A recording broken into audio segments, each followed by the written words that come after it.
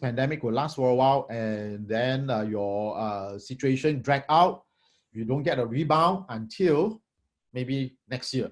So this is what we call an L shape. Okay, then interest rate will stay low, but your market interest rates, your LIBOR, your SIBOR, your SOR, again, because of the dollar demand, may not head down so quickly.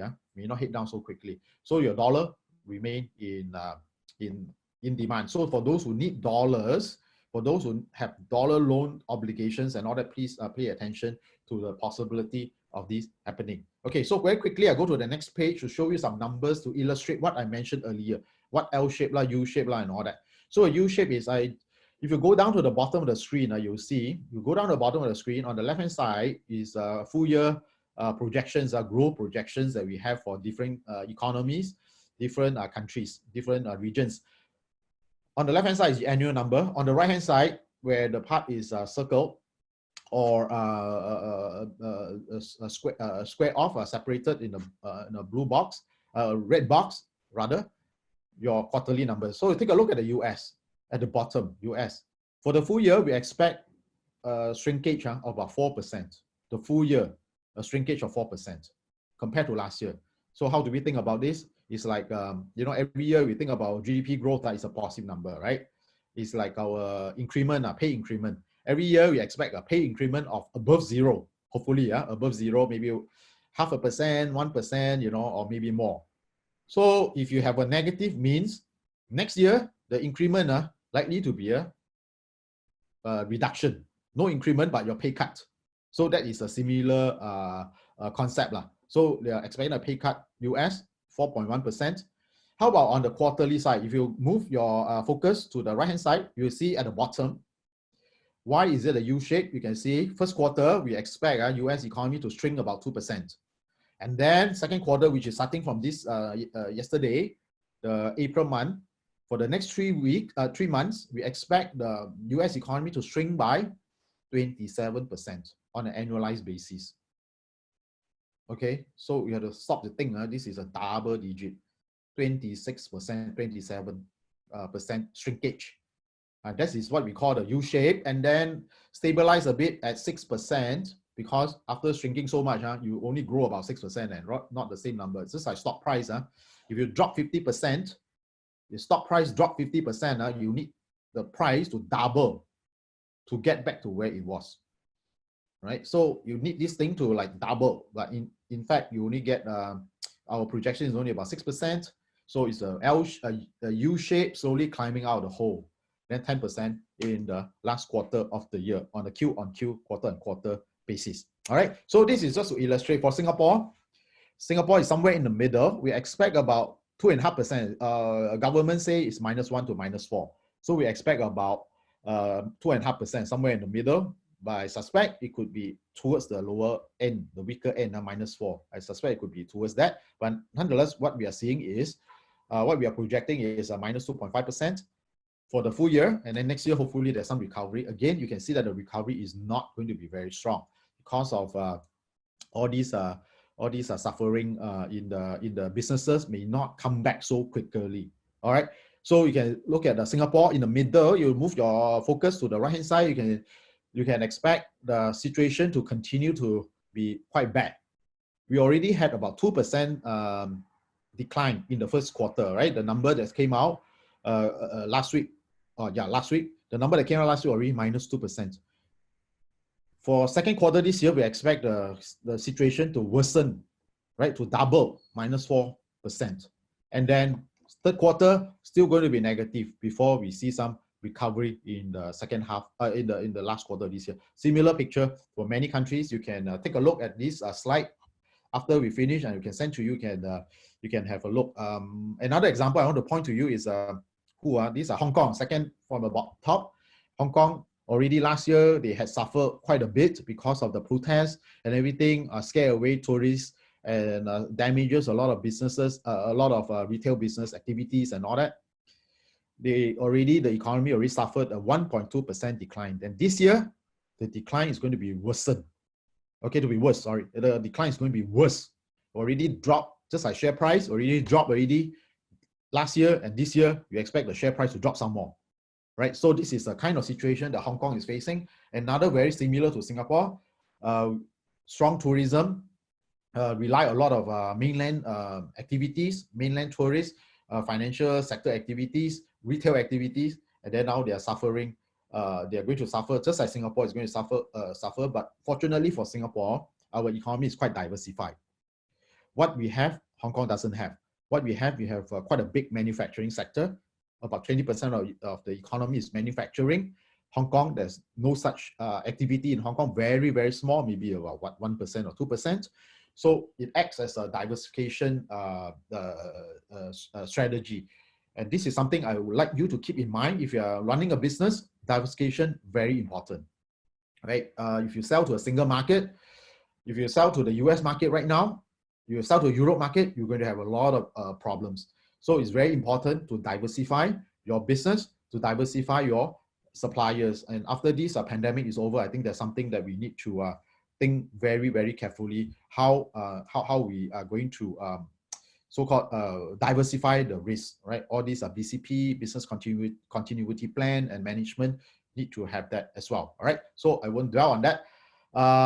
Next page, I show you. I show you on the screen is all the central banks, basically cutting interest rate left, right, center. On the left-hand side, mainly are the developed economies, all the big economies, including China as well, the New Zealand and Canada and the US, cutting interest rate to zero and doing a lot more of these QE, quantitative easing, printing money. Another way to put it, quantitative easing. But on the right-hand side, not so much. We ease here and there. We have room. We cut. We don't cut to zero. Most of the economies, all the central banks, don't cut to zero. Just like MES, you know, early on Monday, ease policy, but it's not a very aggressive easing.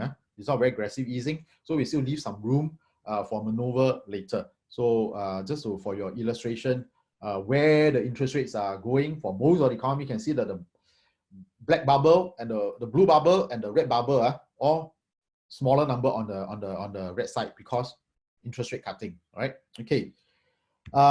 Okay. On this page, I'm showing you the next page, page 9 here. I'm showing you our forecast. Okay, our forecast for various currencies and also various interest rates. I just want to highlight on the right hand side is the interest rate, the red box. You can see on the at the top is a US Fed funds rate, right? US Fed funds rate cut basically down to zero. It's not going to go any lower. It's 0.25. It's already at the low already for the US Federal Reserve. So no more already. Cut to all the two emergency meetings, cut to low. Now what is tied directly is your 3-month LIBOR, the next one after Fed funds rate. The 3-month LIBOR tied very closely. Is connected very closely to the Fed funds rate. That means if the Fed funds rate is lower, LIBOR in most of the condition, most of the environment will go same direction, lower as well.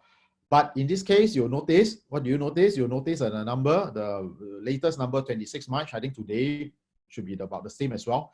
It's about 1.2%. 1.2%, if you look across for the subsequent quarters, the number is actually shrinking. So that means by end of the year, towards the end of the year, 0.35 we are projecting, and beginning and also end of first quarter next year, 0.35. So the gap, a normal gap, because we expect the normalization to happen, the U-shaped rebound to happen, so the rate will normalize, so to speak, for LIBOR, close to the Fed funds rate, which is about 10 basis point of gap, right? 10 basis. But right now, we have 100 basis point of gap. And the gap is going to persist for the next 2 quarters. Why? Because as I mentioned just now, strong demand for dollar credit outside the US, strong demand for the dollar will push up this interest rate, right? The risk is higher, so the interest rate is higher. So when the Fed cut interest rate, it does not mean the interest rate will come down automatically. The market interest rate follows this, the market sentiment. If they think that everybody's risk averse, I want dollar because cash is king, right? So I want to tap on my credit line first. And outside the US, if cash is king, then dollar cash is world president in this case. So everybody want dollar cash. So that's the result. Dollar interest rate actually got pushed higher. When dollar interest rate got pushed higher, what happens? You go down the line, go down the column. you'll come to somewhere in the last, almost the last red box, your Sing dollar 3-month SIBOR, your Sing dollar 3-month SOR. What you notice is that the SIBOR and SOR, same thing. Actually, your US interest rate is lower, but your SOR, which is tied closely to LIBOR, also stay high. Also stay high because the two are connected. LIBOR lower, SOR lower. LIBOR higher, SOR higher. So in this case, SOR higher. So the situation will only normalize towards the end of the year when dollar LIBOR normalizes if our U-shaped prediction, our U-shaped trajectory is in place. Okay, so that is our 55% probability of that happening. So these are forecasts for your reference. So because of market condition very volatile, so this thing could change very quickly as well. So please check back with us, check back with your RM, whichever bank they're using actually, or hopefully you check back with our UOB RM to see what is the latest situation. All right, so this is for now our forecast for now for the 55% probability of a U shape. Okay, so for your reference only, it's only for reference. Please don't take it literally. Yeah. And when you need to pull the trigger and all that, make sure that you check first. All right. Okay. All right. So you want to go back, go to the second part of the backdrop already, the U shape and all that, and also the COVID situation, the pandemic. Now I want to move to Singapore context proper, right? The Singapore context. Okay, here our supplementary budget. Around the supplementary budget was announced. After the announcement, Lee Hsien Loong gave an interview. He called it a doorstop interview, TV interview. After this resilience budget was released. If you remember, the resilience budget requires the tapping of the reserves, right? Tapping of the national reserves. And the Singapore president needs to authorize that, needs to approve that in order for that for the tapping of reserve to happen. So this interview, you can see now I have to give it compared to some other countries. Actually, the way that politics is conducted in Singapore, compared to other countries, the way politics and also all these statements by officials, statements by prime ministers, the words chosen are very carefully calibrated. That means they don't anyhow say things. They don't anyhow say things. So the words are chosen very carefully, very deliberately. Unlike some countries, you can see that, words flying out everywhere and then later denials and everything. But in Singapore, we have to, personally, I really, we have to pay, I pay very close attention. The other place is, for instance, China. When they use the words, it's very carefully chosen because of the worry for implications, right? You say the wrong things, you're wrong implications. In this case, you can see that I highlight, underline the word on the screen. This is taken from the headline. It says that the challenge is very grave. Like I mentioned in the earlier slides, the U shape, if you are not careful, we could go into an L shape, which has higher probability than a V shape, right? Higher probability, you can compare just now 20% and 25%. There's a higher probability of going to an L shape than a V shape, okay? So you need to prepare for the worst and hope for the best. And in this case here, PM Lee actually said the situation very grave. So after the supplementary budget, the words that come out from there is that if we have to do more, we have to do more. All right, we have to go back to the president. Then we may have to tap the reserve again. Okay, so that is how grave the situation or how challenging the situation is facing the country, facing the businesses, and also facing the workers, right? So this is really a situation that we need to really take in and absorb and prepare ourselves. Grave challenge. And the next page, same thing. Oops. Oh, sorry. I skipped one step. Okay, so there's a grave situation, and if you look at the way that we tap the reserve, Singapore Reserve, for years and years and years, I hear a lot of people, in the press as well, people say, why are we saving for reserve? What's going to happen, etc. And then today, we have to tap into the reserve for the second time in history after the global financial crisis. For the second time in history, we have to tap into the reserve for the supplementary budget. And not only that, we might have to do it again if the situation deteriorates further. All right. So when the government talk about the reserve is it's for rainy days, right? And now you're actually facing, according to Deputy Prime Minister Heng Swee Keat, is actually a mighty storm. Not only is a rainy day, is a mighty storm.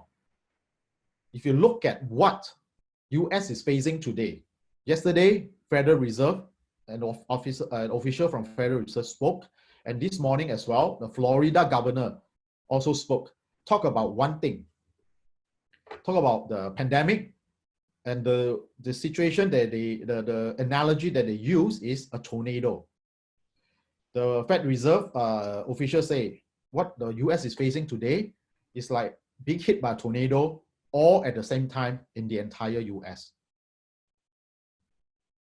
Okay, entire country facing a same tornado. Can you imagine? You have tornado in one place, you know, you have other resources from other parts of the country, you come in and then will help you. But you have a tornado, like a pandemic now, hitting the entire country, entire world. This is something that we have not seen before. It's a mighty storm. So the Florida governor said the same thing this morning as well about the state being hit by a tornado, because in the southern part of the US, the tornado is quite common, right? So in Florida, the governor actually said this morning, it's like the entire state being hit by a tornado at the same time. So that is what we are facing right now. The entire world facing a mighty storm all at the same time. So we have to think about how we are going to get through this period. Okay, so the government is stepping in, central bank step in, government step in with the supplementary budget. So that is a resilient budget on the screen. I don't want to bore you with the details, but the resilience budget, all the handouts to the workers, the support for the businesses, and also the loans amount all add up about 48 billion. That's 9.5% of GDP. The unity budget earlier in February already anticipated because of the Chinese epidemic already full force in China. Government is worried that it could spill over to other parts of Asia, not the world, other parts of Asia. So we only came out with a 6.4 unity budget support measures, 6.4. Now, this time is 8 times the amount that was announced in the unity budget, 8 times the amount, right? So in terms of GDP, same, 8 times the GDP. So altogether, it's 11%. This is unprecedented. We have never seen anything like this, that the government is giving direct cash to support the business, to help with their cash flows, right? Later, another session, my colleague and her team, Michelle and team will talk more about this, what are the how the banks can support in terms of the cash flows, right? But think about 55 billion US, 55 Sing, 11% of GDP. So, so Singapore, not only the businesses, the individuals are facing a crunch. Actually, the government is also facing a crunch. You can see on the screen that I show you, that is our budget. What we are seeing is our budget, top line, just like business, we have revenue and then we have expenses, right? You can take a look at the top line. Our revenue, operating revenue, 70 billion or around FY16, fiscal year 16, 2016, and 75 billion, 74 billion in FY18. Last year, slightly better, 75 billion. FY19, our operating revenue. So when it came to FY20, that means when at the time when we launched Unity budget, the government was projecting, 2020, the revenue will go up to 76 billion. Right, the revenue will go up to 76 billion. Tax revenue, basically we have a tax, personal income tax, corporate income tax, GST. These are the 3 main sources of revenue in Singapore.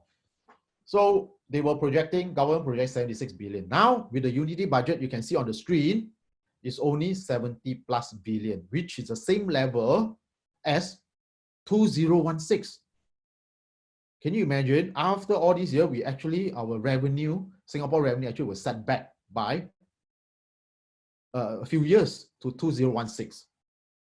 Because you can expect your income tax to come down, expect your corporate tax to come down. If companies don't make money, don't have revenue, don't make money, you expect revenue to come down. People spend less, People buy less because we are work at home. You know, for the whole week, I almost stay at home. I don't go out, eat at home. I think many of my colleagues are doing the same thing, and many people are doing the same thing as well. Try not to go out. Your GST is going to come down as well. So you can see the revenue set back to 2016. But the other thing, our expenditure, in 2016, our expenditure was 71 billion. And now, today, not only the unit budget already set higher because, you know, you can expect more medical expenditure, insurance payout. I mean, you help the medical, you help all these, those they are with lesser means, lower income, already set in unit budget 84 billion. But with the unity budget already set at 84 billion.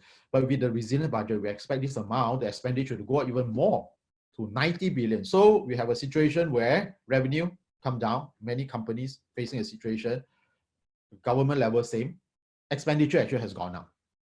Right? As a result, we are looking at the bottom line, you know, companies look at bottom line, your profit and all that overall budget, we will be looking at something like 40 billion of deficit. Again, this is going to be the record. Compared to our unity budget, they're only expecting about 10 over billion of deficit. So we expect 4 times as large compared to just a few months, about 1 month plus ago, 5-6 weeks ago, right? So this is a situation, not just for individuals, not just for companies, the government, revenue and expenditure equally impacted. Now, the only way to resolve this for Singapore is luckily there's a reserve that we can tap into, right? Luckily we can reserve to tap into, and it is there for a reason, and now today is the reason, one of the reasons, right? So today we have to tap into that reserve. We have to use some of the amount in the reserve to get us through this challenging and grave situation that we are facing, not just in Singapore, but around the world as well. If the rest of the world doesn't do well, we cannot do well. So we have to make sure that the rest of the world does well. Okay, so all these are stresses already showing up in the system. I don't the unemployment figures and all that is going to be quite laggy because of our government support for some of the companies to continue to keep the workers employed by subsidizing the wages, part of the wages for various sectors, aviation sectors up to 75%. And the latest numbers that come out from, for instance, individuals are filing for bankruptcies have already spiked up very significantly already, right? You can see that normal cases, you have about 200 plus sort of level. Now we already more than double. You can see that 2009, we actually did not have that many individual bankruptcies, right? So this is something that we can take away and think, you know, individuals having issues. Also, I think companies, a lot of challenges, revenue down, 80%, 90% down, some down to 100%, right? So, so that's a reality that we're facing. So the government has come out with the the resilience budget, same format as the unity budget, same format, which is the bulk of the 40 over billion, 15 billion has gone to supporting workers first. So that make sure that the jobs can be kept to tide over this period. Hopefully it's just, you know, another, you know, you bite your tongue for, bite your teeth for, clench your teeth for another 3 more months, and then situation improve in the second half of the year. And then we can see where we go from there. So the important thing, keep the workers employed by various means. You know, you have the job support and a wage credit scheme and all that, and support grants for various low income, middle income Singaporeans, etc. So 15 billion, about 1/3 goes into supporting workers. Very important. We need them to be employed because there has a lot of implication. If you have a situation like US, suddenly from 600,000 peak, actually normal period is about 200,000 unemployed for unemployed insurance payments, handouts. Suddenly it spiked to 6 million. On top of the 3 million plus last week, is 10 million people suddenly, right? In the US, such a big country, where 10 million is very tough challenge for the government to handle. So it's not just Singapore, many countries are doing similar things. Malaysia doing similar things as well, trying to keep people employed and with a steady income, at least for the next few months. All right. So then the other part is your supporting businesses, right? Same format as the Unity budget. So there are various measures, stronger measures this time round from the resilience budget compared to Unity. Your enhanced property tax rebate, and so now they're coming with laws, regulations, make sure that the landlords pass the rebate to the tenants as well, and various other things. And then you have the rental waivers, especially if you're a government owned properties. I think the treatment would be more straightforward, but for some of the commercial properties, maybe not so straightforward, but government is trying to make sure of that, to make sure that happens as well. And cash flow support. So that's where the temporary bridging loan program and also the working capital loan program, etc., EFS, the trade loan, all these measures come in to help companies with their cash flows. So the initial or the earlier slide on workers is to help the individuals with their cash flows, make sure that they have food on table, make sure they can pay their obligations. So in this case, in this situation for businesses, the same. The intention is to help company tie over their cash flows, right? To tie over the cash flows over the next few months at least.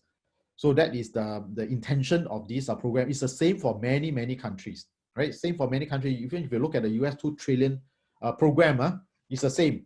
It's to help the airlines tie over the period, help the SMEs tie over the period. It's not to prop up. The important thing is to recognize is if the company is already not doing well, already suffering before the COVID, I think they're very unlikely that these companies can survive the situation in this very grave environment. So the intention is not to support the companies that are not viable. Okay, so you have to I think you should understand that perspective as well. So we don't want to say that, hey, how come you're not helping us, things like that. So the government is quite selective in supporting. Those are viable business. I think the chances are much higher to get support. So that's the intention. Okay. So it's like somebody who is fall down and then you want to give a hand to the person, right? To keep the person get rested and the wounds get treated and all that, and so that the person can run again when the situation improves.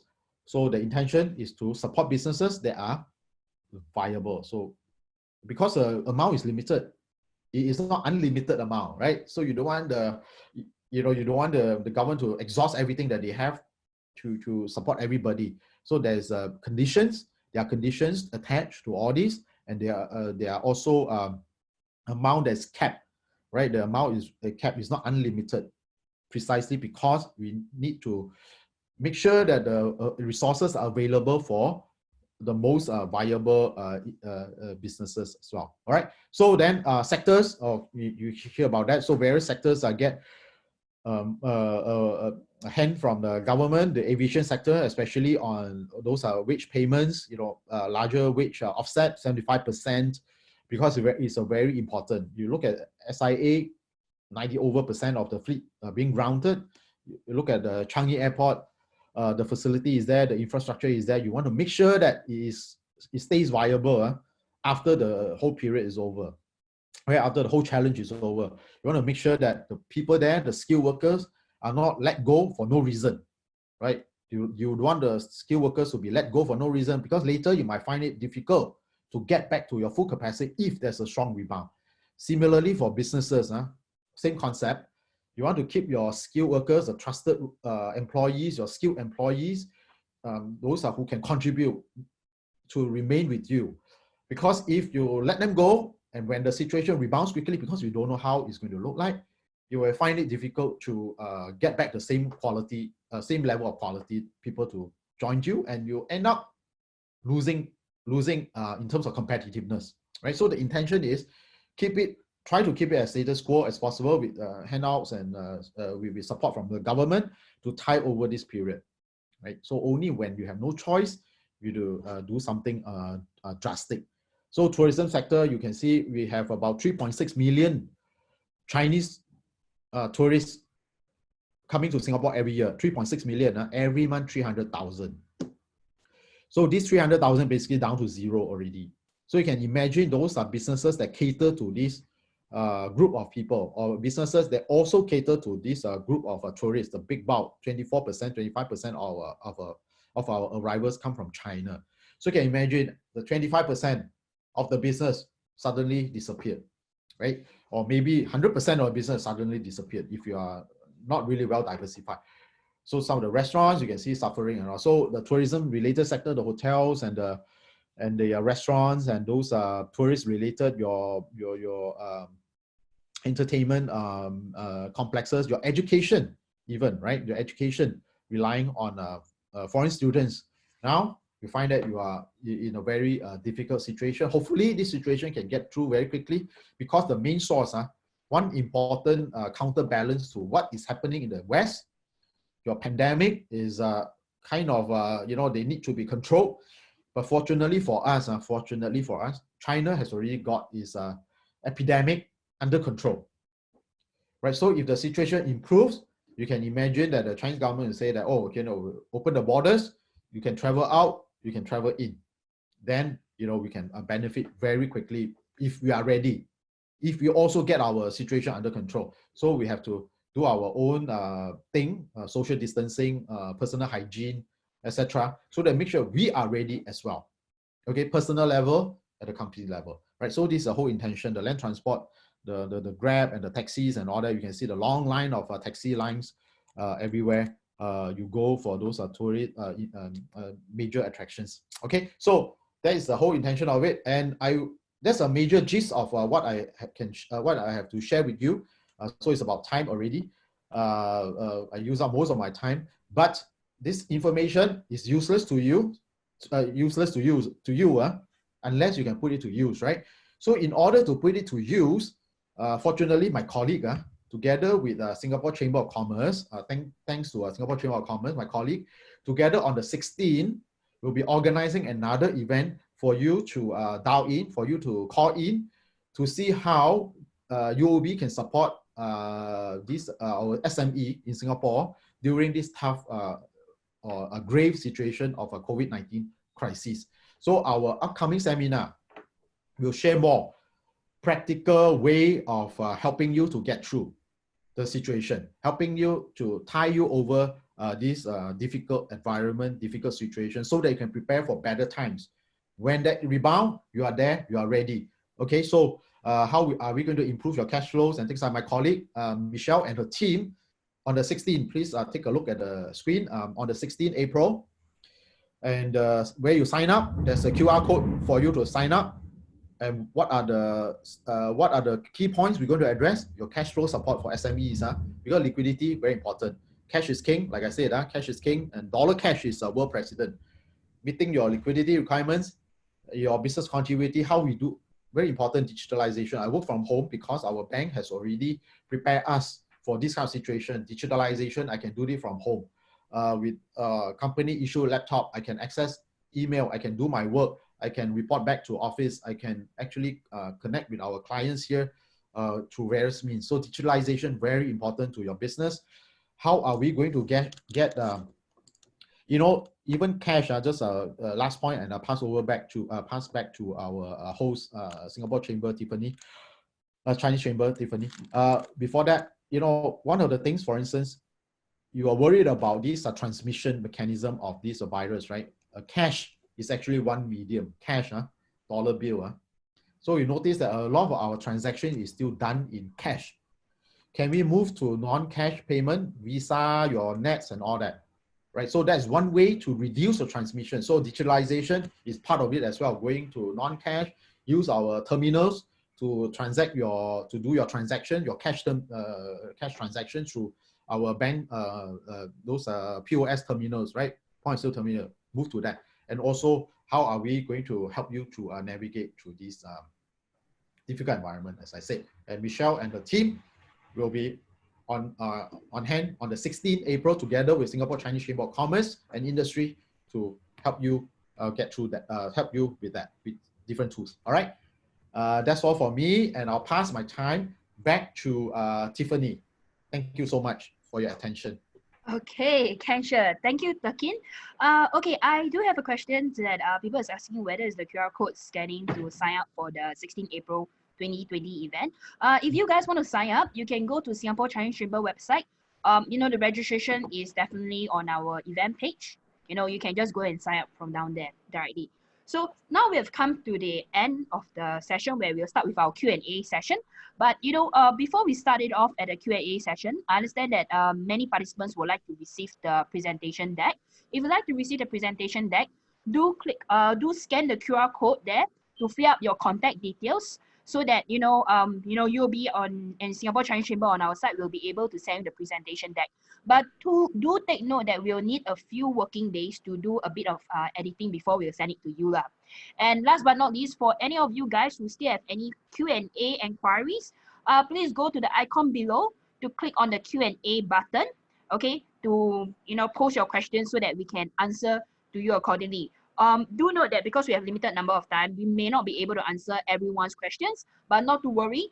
We'll definitely be answering your questions directly to you after the whole event also. So Tekin, since you are online here, and I'll probably give a couple of minutes for the participants to post their question. Maybe Okay. one burning question that we probably, I think all of us will want to know is that with so many countries being locked down everywhere and closing our borders due to COVID-19, is the world moving towards a Great Depression at the end of the day? Yeah. Okay, that is a very good question, Tiffany. Thanks for bringing it up because it's a very common question that people ask.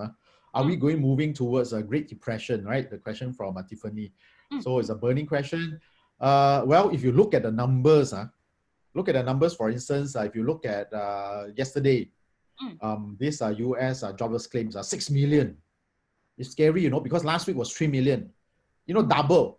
10 million, and the unemployment rate I think could spike to 10%, 15%, 20%, 30%, because we remember the Great Depression in the US was 24% at the peak, the worst time at 24%. So okay, imagine this time around we could be facing the same situation as well in the US. So if you look at these numbers alone, we are near the Great Depression era. But is the whole world moving towards that? I don't think that is the case right now, because if all the countries are put in their efforts, control the pandemic from spreading further. And you can see that Europe, Italy locked down, putting in all the efforts, and US, I think 20 over states are already locked down. I think 30 states or something like that. And Texas yesterday just announced they're going to lock down, and Florida as well. So you have all these countries putting in their efforts to control the pandemic. I think the chances of getting into a depression kind of situation is quite low, especially if government also trying to hold off, trying to support through, just like Singapore, through the various means of wage support and business support. So the chances are that quite low that we move towards that Great Depression kind of situation. At least I hope not. Well, at least it's good to hear that, a bit of positive news. I think many of our SMEs will have to try to, brave through this storm together. Correct. Down here. Yes, so, okay, I do have someone asking on the GDP growth about India and Indonesia.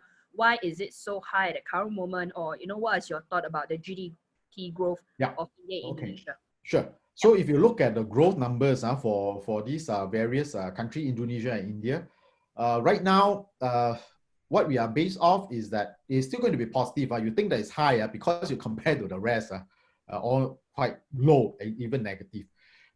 So therefore, you think that it's high. But what we need to take into account is actually we want to look at the historical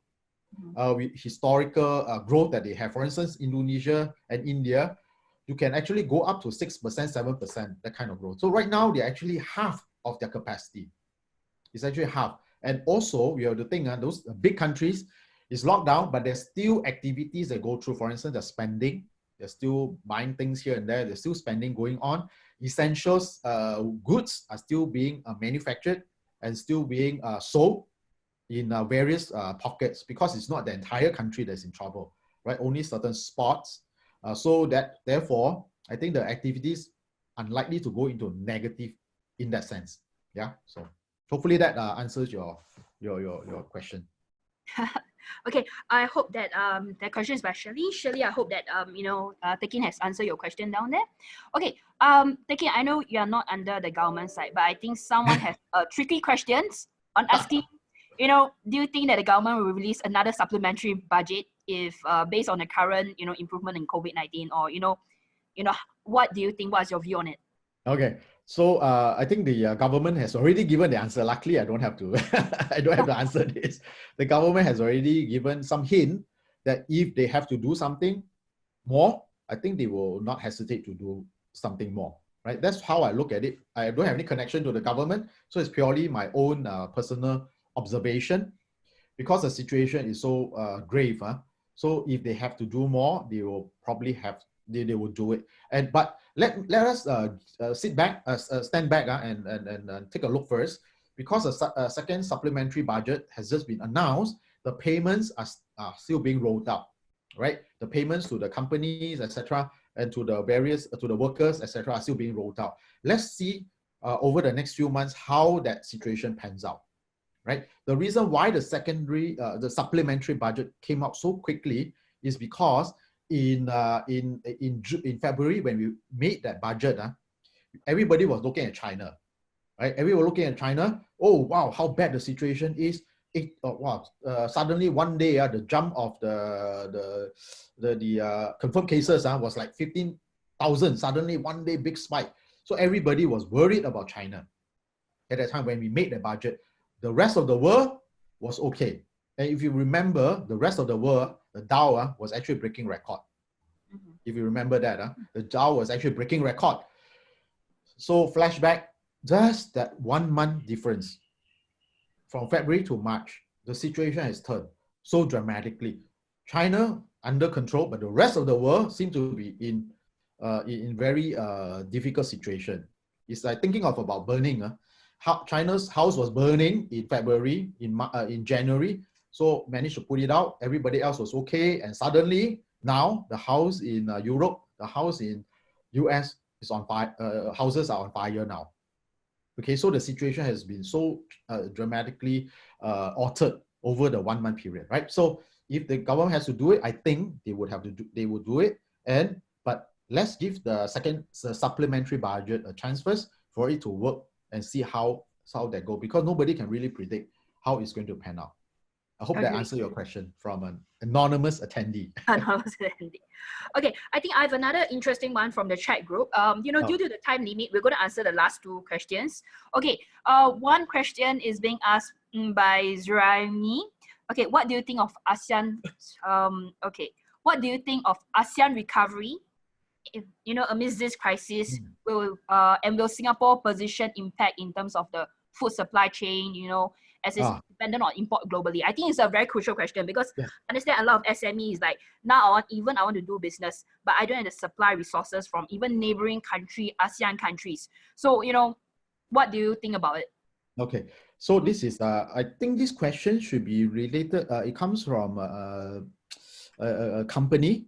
So I think this one probably is a producer or a supplier or a client or a company receiving goods. So what is happening right now is ASEAN, okay, various lockdowns are happening. Thailand last night just announced curfew for, I think, 4 a.m. to 10 p.m. to 4 a.m. or something like that. So announced curfew. So various type of lockdown, depending on severity. Malaysia also, they have this movement restriction, and Indonesia, I think Jakarta, I think also announcing some sort of a restriction as well, or soon, or they are preparing for it. And Vietnam also again Vietnam, various sort of lockdowns. So we have a situation is not just unique to Singapore, not just unique to Malaysia.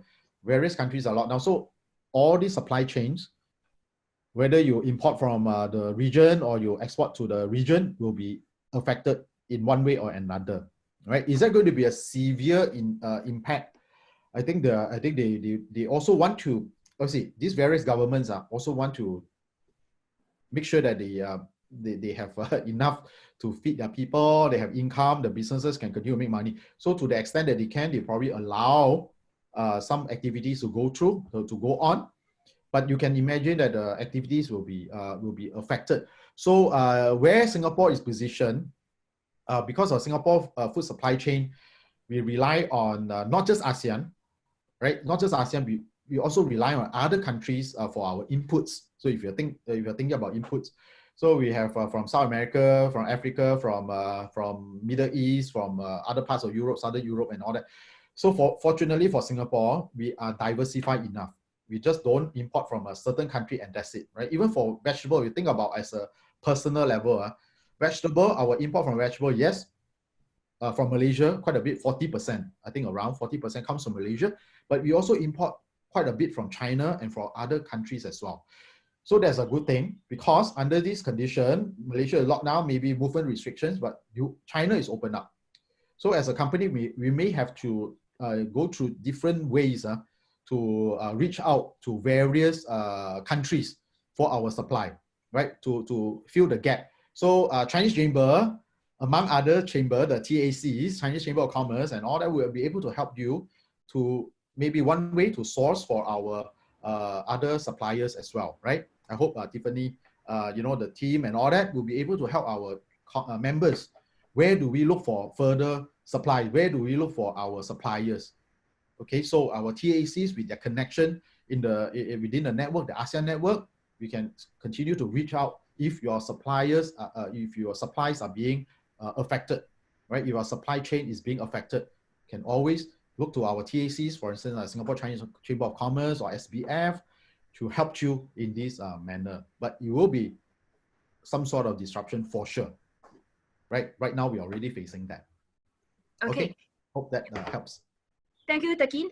Actually, in fact, Singapore Chinese Chamber has really, we have a series of programs that's helping SMEs in terms of logistics, finance, IT. So, do keep a lookout for our events. You'll be receiving a lot of our emailers out, as long as you're a member of Singapore Chinese Chamber here.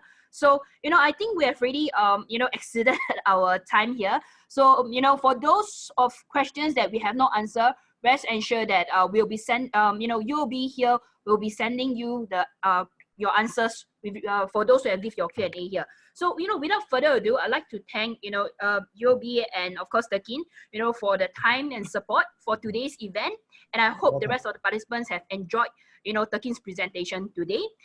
For those who have maybe missed out the QR code, rest assured that we'll also be sending you the email for you to fill out the form so that UOB will be sending the presentation slides over here.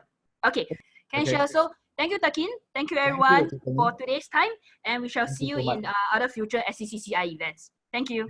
Thanks.